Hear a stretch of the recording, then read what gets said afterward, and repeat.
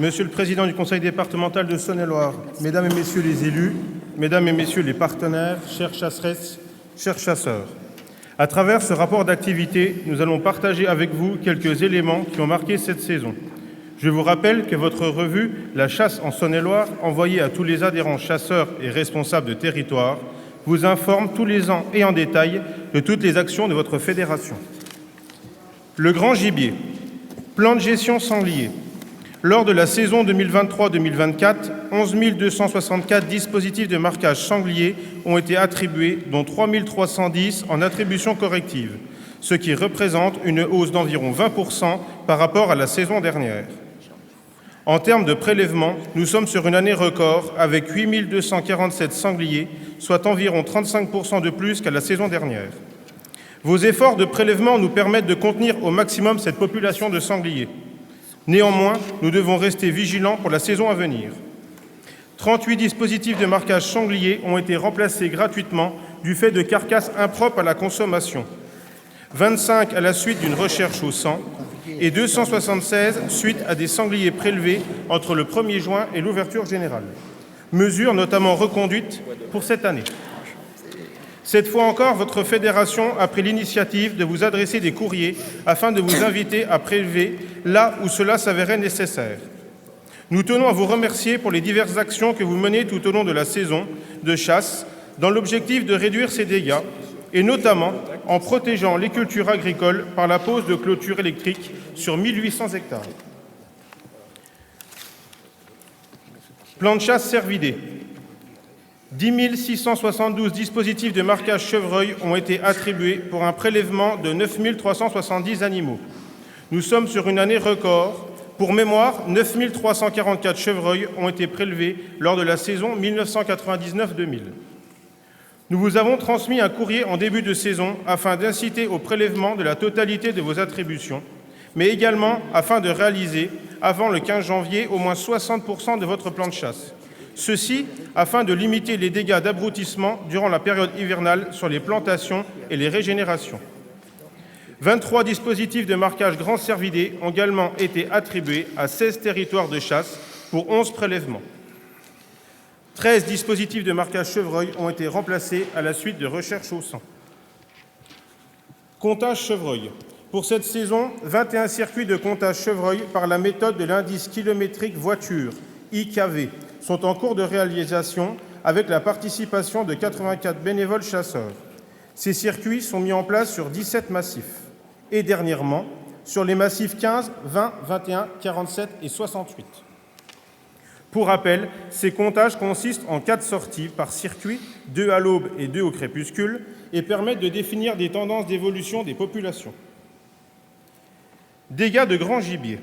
Pour la saison 2022-2023, l'indemnisation de dégâts de grand gibier s'élève à 450 000 € pour 429 dossiers indemnisés sur 492 ouverts. Comparativement à la saison 2021-2022, cela représente 27% de dossiers en moins, soit une baisse d'environ 200 000 € d'indemnisation. La répartition des dégâts sur le département reste toutefois irrégulière, notamment en fonction du milieu, des pratiques agricoles et de l'état des populations.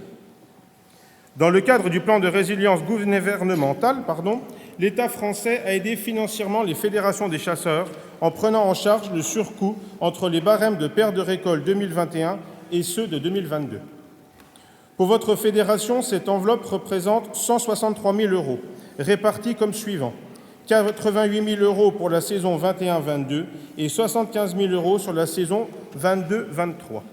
Cette enveloppe réduit directement les coûts imputés aux chasseurs en matière d'indemnisation des dégâts agricoles. Collecte des déchets de chasse. Fin 2023, sous l'impulsion de notre administrateur Justin Boyau et du président de la société de chasse de l'Est-sur-le-Doubs, Romain Poiseau, un test de collecte des déchets de chasse a été lancé sur l'unité de gestion 8. Ayant été en relation avec la SAS Comet d'Alério de M. Édouard Lelédy, la Fédération a réfléchi à un partenariat pour collecter des déchets de chasse. Cette société transforme les biodéchets organiques en gaz. Le test concluant de cette saison sur l'UG8 nous a permis de concrétiser et de vous proposer ce nouveau service dès 2024 sur l'ensemble de la Saône-et-Loire. Édouard Lelédy, de la société Comet, nous présentera en détail ce projet. Le petit gibier, plan de gestion lièvre. Au printemps 2023, les entités petit gibier ont été renouvelées leur méthode de gestion concernant l'espèce lièvre. Ainsi, concernant le PG, entité petit gibier 22, Bresse jurassienne, la chasse du lièvre d'Europe est autorisée uniquement le dimanche.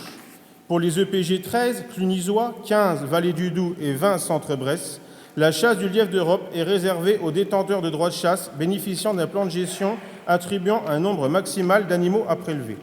Pour toutes les autres EPG, entités petit gibier, le cadre général est de législation. Je rappelle que les prélèvements doivent être déclarés via votre espace adhérent au plus tard le 15 décembre de chaque année. Cette gestion est couplée sur certains secteurs avec différents suivis de l'espèce, comme les comptages nocturnes de type ICA, indice kilométrique. 54 circuits sont réalisés en Saône-et-Loire par 288 bénévoles chasseurs. D'autres suivis, comme les EPP, échantillonnage par point par projecteur, sont réalisés par les techniciens, accompagnés d'une dizaine de bénévoles.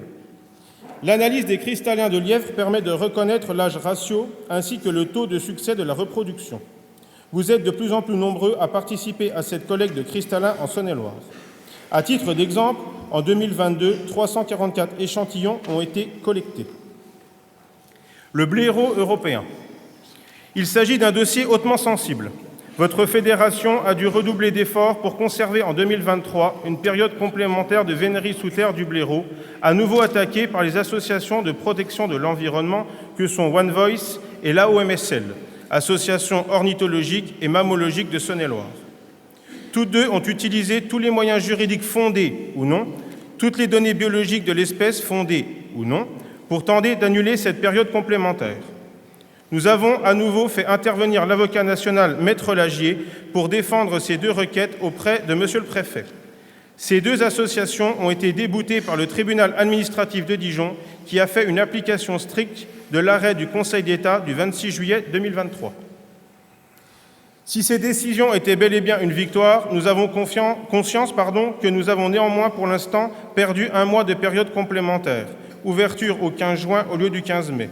Et qu'il est primordial et capital de transmettre toutes vos données de prélèvement et ainsi participer efficacement au suivi des terriers de blaireaux mis en place par le pôle technique territorial de votre fédération. Sans ces données, nous ne pourrons tenir et nous pourrions perdre cette période complémentaire de vénérie sous terre. Migrateurs terrestres et oiseaux d'eau. Nous avons continué nos différents suivis de migrateurs terrestres et d'oiseaux d'eau. Le suivi des anatidés nicheurs sur 51 étangs de Bresse, sur 30 communes, a été réalisé par un service civique entre le 15 avril et le 30 juillet. À titre d'information, il s'agit de la deuxième année où nous observons des oies cendrées nicheuses dans le département. Le suivi des oiseaux d'eau hivernants s'est déroulé sur 11 sites. L'enquête nidification allodidés, colombidés et turdidés a été mise en place sur 12 circuits en Saône-et-Loire. Un suivi de toutes les espèces migratrices est mis en place sur la commune de Ruilly sur 12 matinées. Ce fut l'occasion, sur une matinée, de dénombrer plus de 70 000 pigeons ramiers. Concernant la bécasse des bois, deux suivis sont mis en place. Le suivi croule et le suivi des oiseaux hivernants consistant au bagage des bécasses et qui a permis, cette année, de baguer 24 bécasses pour 85 contacts lors de 13 sorties. Espèces susceptibles d'occasionner des dégâts, ésode. La Saône-et-Loire s'est démarquée par une liste à nouveau conséquente d'espèces classées dans le groupe 2 des ésodes, 7 espèces classées sur 10. Ce travail conséquent, réalisé pour argumenter le classement de chaque espèce, a été salué au niveau national. Cela n'a pas empêché le dépôt de plusieurs recours nationaux contre cet arrêté par One Voice, l'ASPAS, la LPO et l'Association franco-belge de la protection de la nature. En Saône-et-Loire, le classement de la martre, du renard roux et de la pie bavarde est remis en cause. Soyez assurés que votre fédération a déjà mandaté Maître Spinozzi, avocat national, pour défendre ce classement. Concernant le ragondin, ésode du groupe 1, nous continuons de rencontrer les communautés de communes d'agglomération ou encore les syndicats mixtes en vue d'une adhésion au plan de lutte départemental ragondin.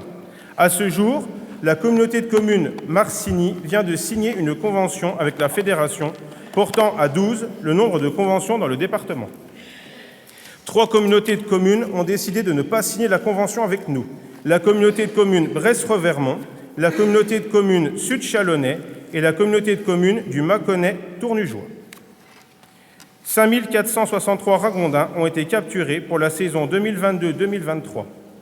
Sans l'aide financière du département de Saône-et-Loire que nous remercions et les signataires des 12 conventions, ce projet de lutte contre les ragondins n'aurait pas vu le jour.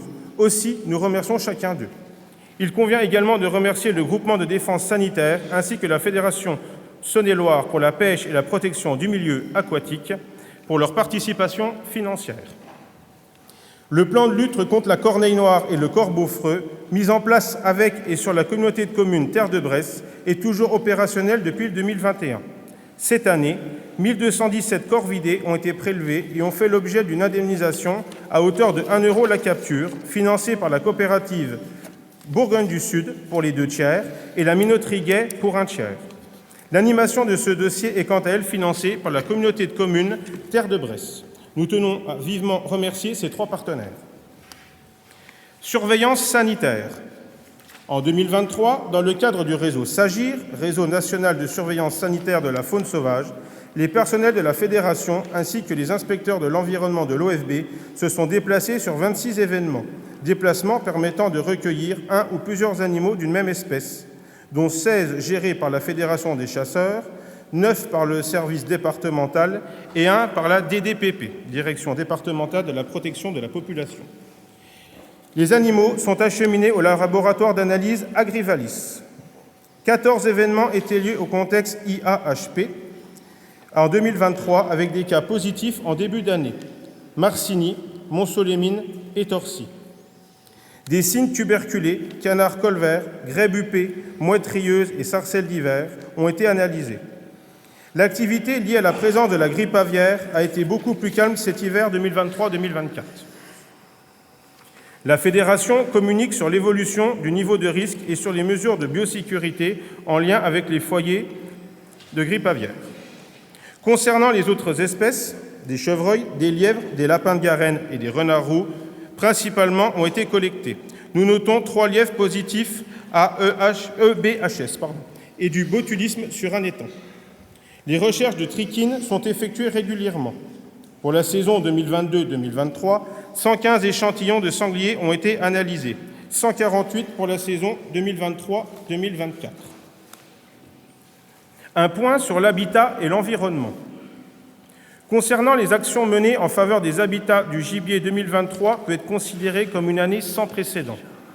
Nous avons planté, en compagnie de notre prestataire, les pépinières Naudet, près de 35 000 arbres et arbustes cet hiver sur une vingtaine d'exploitations agricoles, soit près de 20 km de haies nouvelles dans le département.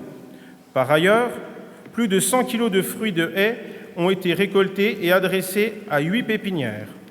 Les graines extraites permettront de produire plusieurs dizaines de milliers de plants destinés à replanter des haies dans les années à venir.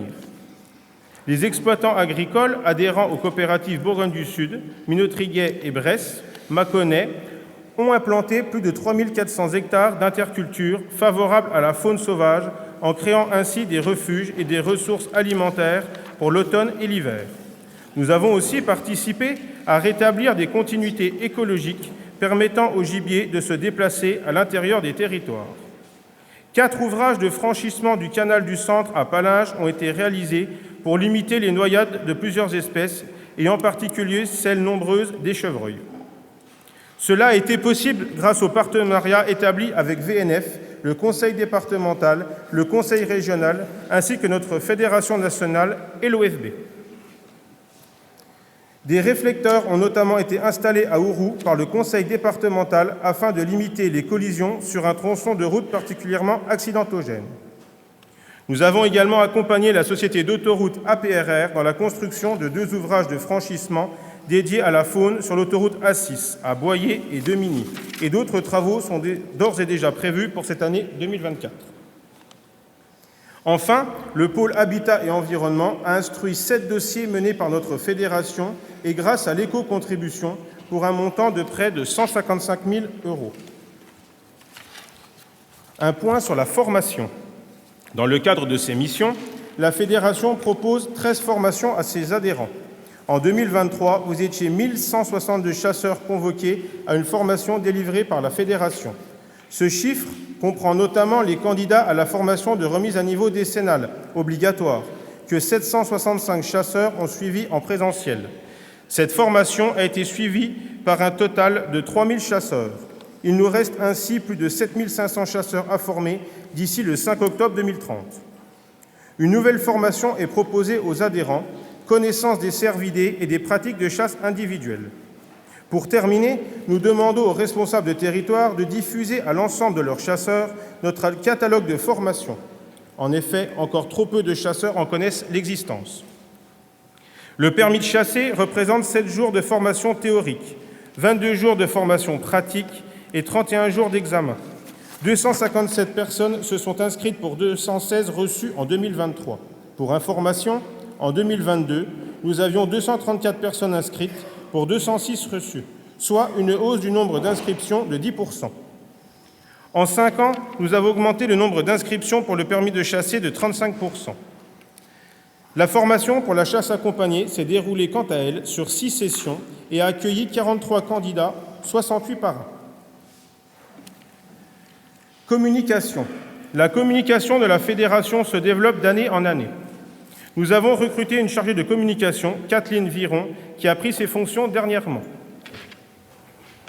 Votre fédération communique régulièrement auprès de ses adhérents chasseurs et responsables de territoire par le biais des newsletters. En 2023, nous avons changé notre site Internet devenu obsolète. Nous l'avons voulu plus attrayant et à la portée de tous. En effet, des raccourcis bien identifiés tels que espace adhérent, valider son permis, s'inscrire au permis, formation décennale, sécurité et démarche en ligne permettent à toutes et à tous d'accéder simplement à leurs recherches. Pour la prochaine saison, la validation en ligne du permis de chasser fait peau neuve et un nouvel outil développé par la Fédération nationale des chasseurs voit le jour. Il vous sera demandé de créer un compte chasseur afin de valider en ligne si vous le souhaitez. Rien de plus simple, puisqu'un tuto sera mis à votre disposition. Nous le diffuserons à la fin de l'Assemblée générale et nous communiquerons très prochainement auprès de tous les chasseurs de Saône-et-Loire à ce sujet. Le journal Nos Chasses en Saône-et-Loire est désormais passé de 2 à 1 parution. Le traditionnel tableau des périodes et conditions de chasse en Saône-et-Loire, fourni habituellement avec le journal Nos Chasses, est dorénavant joint à notre revue, La Chasse en Saône-et-Loire, au mois d'août. Concernant les manifestations, l'opération J'aime la nature propre fut un réel succès en 2003, puisque 584 bénévoles ont retiré 74 mètres cubes de déchets de la nature sur 18 sites. Le partenariat chasseurs-pêcheurs a été renouvelé en 2024. Il vient d'avoir lieu. Ce partenariat est un réel succès et nous en profitons pour remercier les AAPPMA et les associations de chasse locales, la Fédération de Saône-et-Loire pour la pêche et la protection du milieu aquatique, les associations de pêcheurs amateurs aux engins et filets, l'Association départementale des chasseurs de gibier d'eau, J'aime la nature propre est soutenu par la FNC et l'OFB dans le cadre du Fonds Biodiversité. Une campagne médiatique nationale a d'ailleurs valorisé cette opération. Une autre manifestation importante en 2023 fut la grande fête de la chasse et campagne du 6 août 2023. La Fédération, en tournée des associations de chasse spécialisées, a participé à cette fête et ce fut l'occasion de rencontrer sur le stand de notre fédération bon nombre de chasseurs. Un livret-jeu a été mis en place pour les plus jeunes, venus en famille et a rencontré un vif succès. L'opération « Un dimanche à la chasse » en octobre 2023 a réuni 71 non-chasseurs sur 13 territoires de chasse. Les non-chasseurs sont totalement satisfaits de cette demi-journée et changent globalement d'opinion sur la chasse. N'hésitez pas à participer à l'opération 2024 en tant que territoire de chasse accueillant des non-chasseurs. Quelques chiffres. Pour conclure, voici quelques chiffres représentatifs de notre fédération pour cette saison 2023-2024. 10 810 validations du permis de chasser, 158 validations de moins que 2022-2023, réparties entre 6 114 validations nationales et 4 696 validations départementales. 6 422 chasseurs valident par Internet et 5 197 impriment la validation chez eux, dite e-validation. 207 nouveaux chasseurs cette année, 7 703 assurances RC Chasse délivrées, 2 593 carnets Bécasse papier délivrés, 1501 comptes Chasse Adapt, 1457 territoires privés, 472 sociétés de chasse communales, 348 contrats de service. Voilà, vous l'aurez compris à travers ce rapport d'activité, les actions de votre fédération se veulent toujours plus riches et nombreuses, et cela depuis 100 ans, pour soutenir et maintenir notre belle passion. La chasse, c'est la nature, c'est notre culture. Je vous remercie. Merci, Michael.